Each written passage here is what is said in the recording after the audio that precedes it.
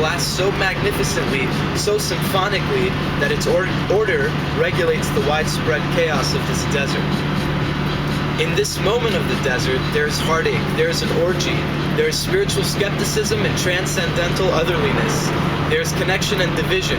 Flugelhorns and dust-caked guitar strings hover high from the neck, enough to cramp the player's fingers from pushing down so hard on his idealism just to sound a muted chord.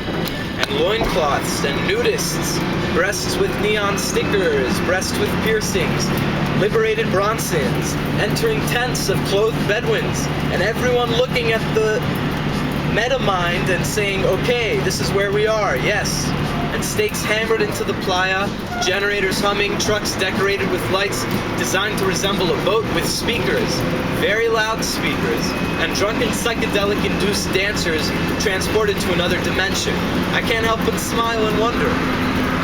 The world's biggest party, conditions isolated enough to liken a desolate squatter village in a nation of privilege and overabundance. What if we 50,000 burners traded place for a week with 50,000 squatters in South Africa? How would they react to all of this? How would we react to all of that? So that's that one. Oh, yeah. So keep it high.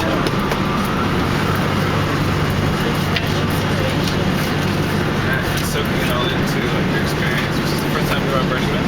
Yeah. Yeah, right on. It sounds like it was a peak experience. It was great.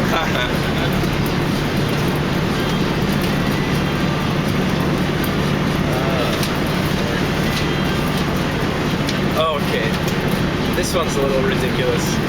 What I love about this constantly ejaculating cock, this historical vessel, this shape maker, this constant flow, this ticket to the metamind, this vessel of escape, this unpretentious simplicity, this simple object, this one and only, this freedom, this movement, this gesticulating, this genuflecting, this paddle, this timbering crested flugelhorn, this jaded fleur-de-lis, this charred headdress, this bubbling packed neurons, this Nebuchadnezzar, this Mama Jamba Jumi Jamba, is that it's in my hand. That's kind of ridiculous. Oh my god. Alright. Maybe up.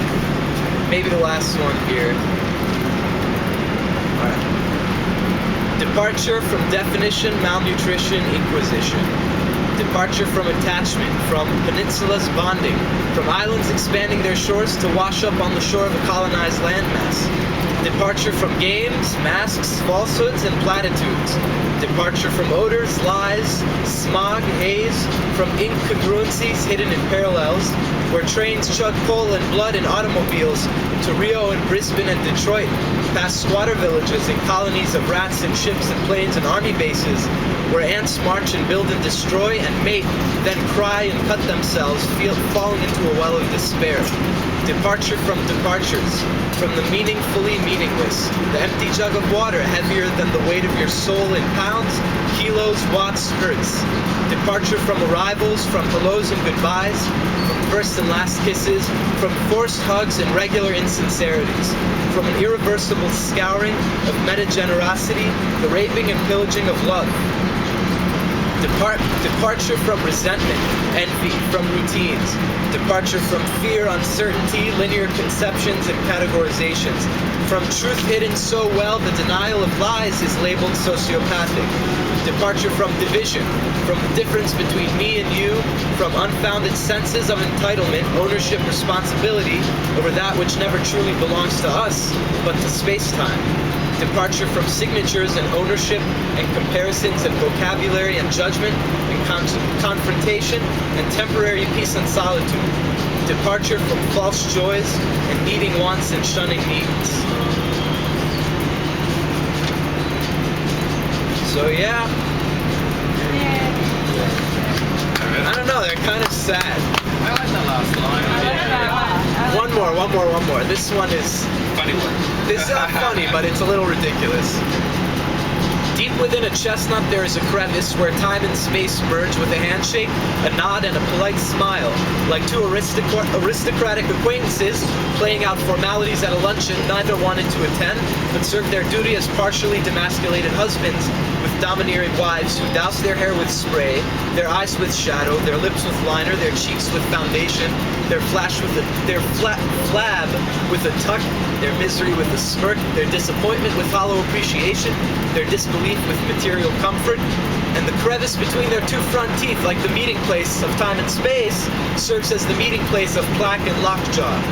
The chestnut falls from the tree and onto a rabbit that gets startled and suddenly hops on a grasshopper that is queen of her colony, and the subservient hoppers consequently panic over the lack of leadership, and a civil war erupts to fill the power vacuum.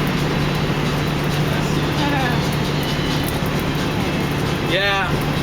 So